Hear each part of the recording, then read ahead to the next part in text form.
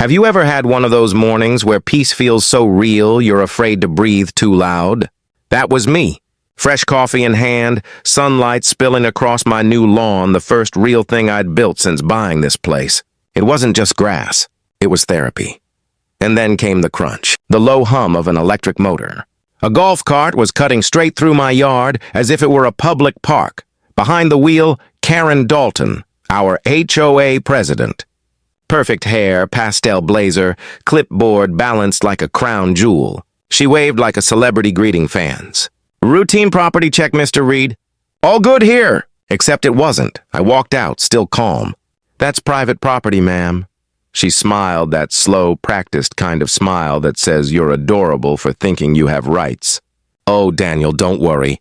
HOA access is standard for all community spaces. That's what she called my front lawn, the one I paid for, seeded and mowed myself. She rolled off like nothing happened, and I just stood there staring at the tire marks. Deep, perfect circles right through my weekend's work. It's remarkable how small moments can lead to big decisions. That night, I filled the ruts myself trying to let it go. But I couldn't stop replaying her tone, that fake sweet authority that said, "You live here, but I run it." By the way, if you've ever dealt with an HOA bully like that, hit the like button. Because you already know what kind of storm's coming next. The next morning, I woke up early hoping it was over.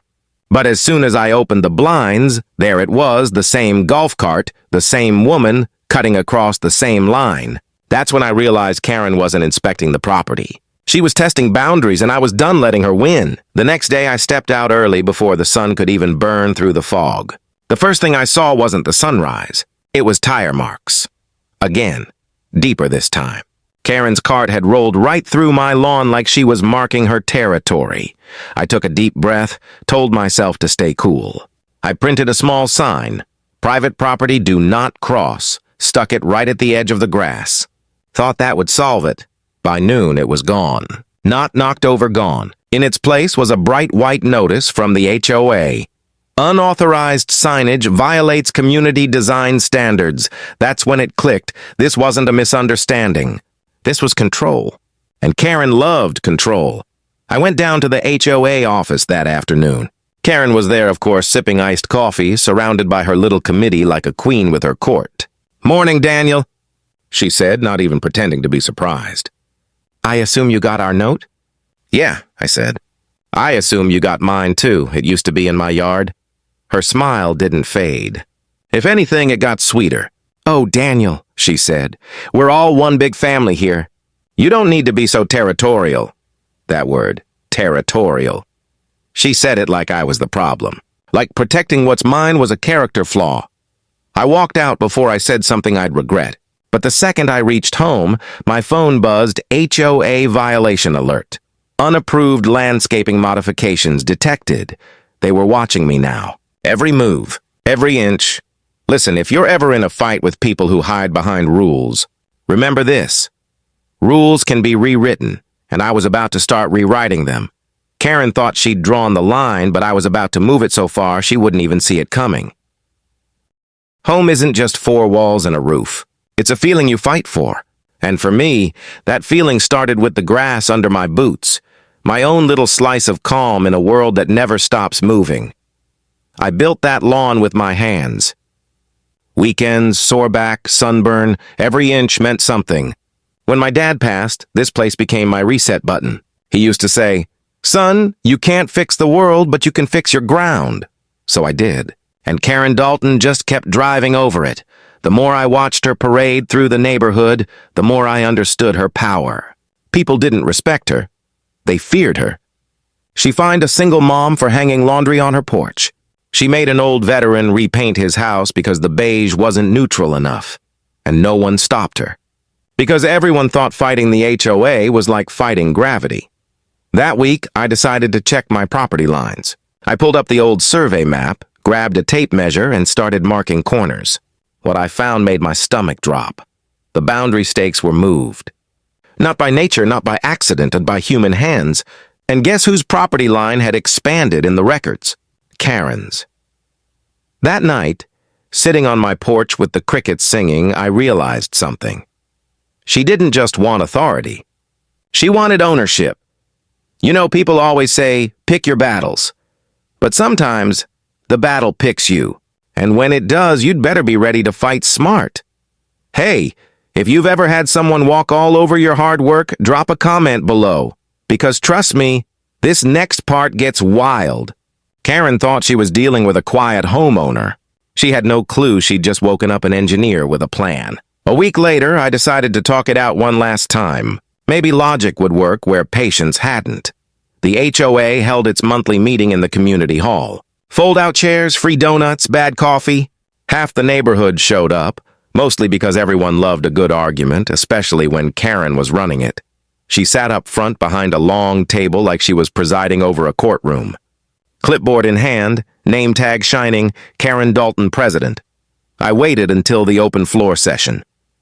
When she finally said, "Any homeowner comments?" I stood. "Yeah," I said, keeping my voice steady. "Can we talk about the golf cart trail that keeps running through my yard?" The room went still. Karen looked up slowly, that corporate smile glued on. "Oh, Daniel," she said, "the board already approved that route. It's community maintenance access." I held up photos on my phone, tire tracks, broken sprinkler heads, even her reflection in the cart mirror. "That's not maintenance," I said. "That's trespassing," a few neighbors murmured. Mrs. Park shifted in her seat. Even Dave Miller, her right-hand guy, avoided eye contact. Karen leaned forward. "Mr. Reed, perhaps this neighborhood isn't a good fit for someone who doesn't value cooperation." And there it was, the threat behind the smile. I smiled back. "You're right, Karen. I value fairness more than cooperation." The silence that followed was the loudest thing in the room. She banged her gavel, called the meeting adjourned, and stormed out. On the way home, a neighbor whispered, "About time someone said it." That's when I knew I wasn't the only one tired of her rules. If you're still with me, hit that subscribe button because this story's about to switch gears fast. Talking didn't work, so I stopped talking. Next time, I'd let my plan do the speaking. After that meeting, I stopped wasting energy on words. Karen loved attention, and arguing with her was like trying to wrestle smoke. So I went quiet. Let her think she'd won. That's how you catch people like her off guard. You don't shout, you build. I called an old friend, Miguel Santos, a concrete specialist I'd worked with years ago. The kind of guy who could pour a driveway so smooth you'd see your reflection. He owed me a favor. And when I told him what I needed, he just laughed and said, "Man, you're about to give your HOA a heart attack." We met that weekend under the cover of yard repairs. To everyone else, it looked like I was finally fixing the mess their golf cart made. Karen even slowed her cart one afternoon to wave. "Glad to see you cooperating," she called out. If only she knew. Miguel and I spent the next few nights sketching blueprints in my garage, not for a fence, not for cameras. Something better. Something permanent. A little bit of engineering, a little bit of irony. Karen's going to remember it for the rest of her life. By midweek, the materials were on order. No one suspected a thing. I smiled more, waved back at neighbors, even thanked Karen for keeping the community beautiful. But every time I walked past those tire marks, I pictured her face when she'd see what was coming. Not out of anger, out of justice. You know what they say? Never pick a fight with someone who builds things for a living. Hey, if you've ever taken the smart route instead of the loud one, drop a like in the comments. Sometimes silence is the best noise you can make. Karen thought the game was over. She didn't realize I'd just started building the end game. By the next weekend, my driveway looked like a small construction zone. Piles of lumber, rolls of wire, bags of cement, all perfectly legal, all perfectly ordinary. That's what made it fun. Because Karen hated anything she couldn't label or control. Every time her golf cart passed, I could feel her curiosity. She slowed down just enough to peek over the wheel, pretending not to care. Her voice carried across the yard one afternoon, sweet as poison. "Big project, Daniel? Need HOA approval for that, you know." I smiled at her. "Don't worry, Karen, it's just maintenance." She didn't like that answer, but she couldn't stop me either. The blueprints Miguel and I drew weren't for show. We were installing something invisible, something clever. A reinforced barrier hidden under the soil, an underground grid wired to sensors that triggered a silent alert whenever her cart crossed the line. No fences, no signs, no arguments, just facts. By day, we worked quietly. By night, we calibrated. Every inch of my lawn is mapped, protected, and monitored. Miguel chuckled one evening while packing up tools. Man, this isn't revenge. This is art. He was right. It wasn't about payback anymore. It was about proving that boundaries still mean something even when rules don't. 2 days later, Karen couldn't resist. She came by again, wheels crunching over the edge of the grass just enough to make her point. She didn't know the ground beneath her cart had just recorded her every move, and I didn't have to say a single word. Hey, if you've ever had someone push your limits just to see how far you'll bend, share this story, because patience can be a weapon too. What Karen didn't know yet? My maintenance project had just turned her favorite shortcut into a trap and she'd walk right into it. It happened on a Tuesday morning, one of those bright, peaceful days that looked like nothing could go wrong. Birds chirping, sprinklers ticking, sunlight bouncing off the dew, and then the sound, that familiar electric hum, Karen's golf cart. I was sipping coffee by the window, pretending not to care, when I saw her turn straight onto my lawn again, bold as ever. She had a clipboard, her phone, and that smug little half smile that said, "I dare you to stop me." This time, I didn't move. I didn't need to. The moment her front tire crossed the property line, the sensors beneath the grass lit up on my tablet. Silent, precise. Coordinates, tire pressure, duration. Every second she spent trespassing was logged automatically and time-stamped. She parked her cart right in the center, made a few notes, snapped a photo, and drove off like she'd just done a good deed. I smiled, because now I had proof. That night, I reviewed the data with Miguel. Everything was crystal clear. The system worked flawlessly. Every incursion recorded, complete with visual footage from the new motion-triggered cameras I'd hidden in the garden lights. Miguel laughed. Man, she's digging her own grave and doesn't even know it. But I wasn't planning revenge. Not yet. No, I was planning exposure. Hey, if you've ever been pushed by someone who thinks they're untouchable, the kind who hides behind fake rules, hit that like button. Because this is where the story flips. 2 nights later, Karen came by again, only this time she brought company. 2 other board members, clipboards in hand. 3 carts, 3 sets of tires, 1 big mistake. They thought they were inspecting property. What they didn't know was they'd just inspected their own downfall. By the next morning, I had everything I needed: timestamps, photos, location data, even audio. Karen Dalton had unknowingly handed me a full case file on a silver platter. And the best part? Every entry was logged automatically. No arguments. No he said, she said. Just hard evidence. I compiled it all into a single folder and labeled it HOA Activity for Review. It looked harmless. But the moment it hit the HOA email system, it would set off a quiet storm. Before sending it, I called Officer Tom Rodriguez, the city code inspector. We'd met once before when he checked my electrical permits. Straightforward guy, didn't play politics. "Morning, Tom," I said. "Got a quick question about HOA boundaries and private property access." He chuckled. "You're the 3rd homeowner this month asking that." When I told him what had been happening, he went quiet for a moment. "Send me the documentation," he said. "If they're crossing private land, it's not inspection. It's trespass." So I did. Every file, every picture, every line of data. By that evening, Karen must have sensed something. She started driving slower, stopping farther away and waving more. Fake friendly. That kind of calm people show when they know a storm's coming. I didn't confront her. Not yet. Because sometimes the best way to win is to let people dig deeper. And just like that, she did. Another inspection, another photo op, all logged. All legal evidence. If you've ever had someone underestimate your patience, remember this. Calm doesn't mean weak. It means prepared. Karen thought she could rewrite the rules. What she didn't know, the city had just started reading my emails. 3 days later, the HOA called an emergency meeting. That alone was unusual. Karen never did anything emergency. Everything she touched was planned, polished, rehearsed. When I walked into the clubhouse, the tension was thick enough to cut with a shovel. Karen sat at the head of the table, smiling too widely, hands folded like she was auditioning for a commercial about confidence. And next to her, wearing a city inspector badge, was Officer Tom Rodriguez. Morning, everyone, Tom said, nodding toward me. Mr. Reed, thanks for sharing the documentation.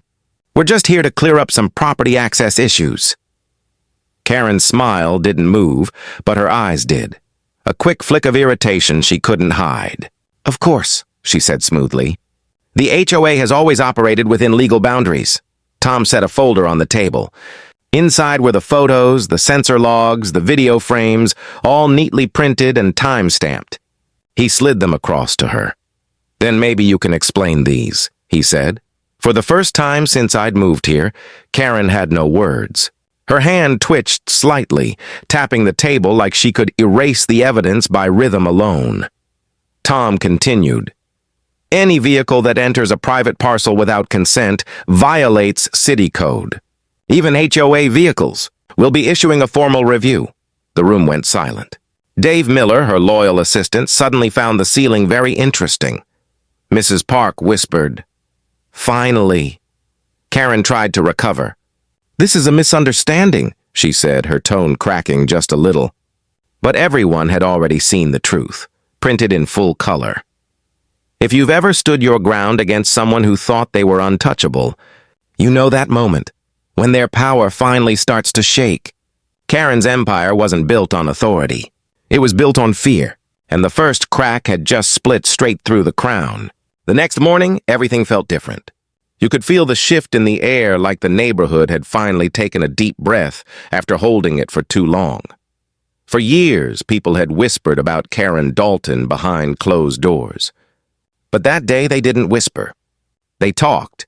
Mrs. Patterson from the corner house came over with coffee and said, About time someone stood up to her. Even Dave Miller, her loyal shadow, avoided her porch for the first time in years. Karen's morning rounds had stopped. Her golf cart sat parked, silent, spotless, untouched. Later that afternoon, a notice went out from the HOA inbox. It wasn't written by Karen. It was from the vice president, announcing a temporary leadership review. In other words, Karen was under investigation. When I walked outside that evening, I saw neighbors standing by their mailboxes, chatting like old friends, smiling, laughing. It was the first time I'd seen this street look like a community instead of a colony. Miguel stopped by to check on the lawn sensors. Everything was still in place, still recording, still perfect. He grinned. Man, you didn't just fix your yard and you fixed the block. He was right. Sometimes one quiet act of defiance can wake a whole neighborhood. I sat on the porch steps, coffee in hand, watching kids ride bikes down the street, the same street that used to go silent when Karen's cart came by. Now her windows stayed closed. Her perfect little empire was shrinking by the hour. And as I watched the sunset roll over the fresh grass, one thought kept circling my mind. This isn't revenge. It's a balance. But the story wasn't over yet. Because when power falls, it doesn't disappear. It fights to crawl back. And Karen Dalton wasn't the type to surrender quietly. Just when things started to calm down, Karen made her move. It was almost predictable. People like her never leave quietly. A week after the city review started, a new notice appeared on my door. HOA violation, unauthorized modifications to common ground. No signature. No explanation. Just that one line in bold red ink. I almost laughed. She was still trying to win the game with the same old tricks, but this time, I was ready. Because while she was busy filing complaints, I'd already filed permits official city approval for every inch of work I'd done. Blueprints, receipts, and inspection records. All signed, dated, sealed, so I invited her over. Karen, I said over the phone, you might want to see what's actually on my property before you send another violation. She showed up 10 minutes early. Clipboard in hand, sunglasses on, confidence freshly painted. When she stepped onto my lawn, I could see her trying to find something wrong. Sprinklers working, grass trimmed, nothing out of place. Then she spotted the small waist-high post near the edge of the yard, a clean metal plate that read, Private Property Official Survey Boundary. Karen blinked. Where did this come from? I smiled. City Mapping Division. You know, the people who actually make the rules. Her face changed. Just a flicker, but enough. She finally realized every inspection, every trespass, every step across that lawn had been logged, filed, and witnessed. For a woman who thrived on control, that loss of power hit like a thunderclap. If you've ever waited for karma to show up, remember, sometimes it wears a badge and carries paperwork. But I wasn't finished yet. Karen's downfall was official. Now it was time to make sure she could never rebuild her throne. A few weeks later, the neighborhood felt different. No inspection carts, no sudden rule changes, just the sound of normal life again. Kids playing, dogs barking, sprinklers hissing in rhythm. Karen Dalton's name was no longer printed on HOA letters. The board had voted her out during the investigation.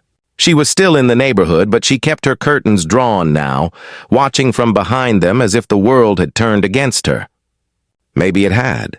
Or maybe she'd finally realized what power built on fear really costs. One Saturday morning, I saw her walking her dog. No visor, no clipboard, just Karen, quiet and human. She paused at the edge of my property, looked at the small boundary post, and said, "I didn't think you'd actually go through with it." I smiled. Boundaries matter, Karen, not just in land, it's in how we treat people. She nodded once, eyes tired, then kept walking. And that was the last time she ever crossed that line.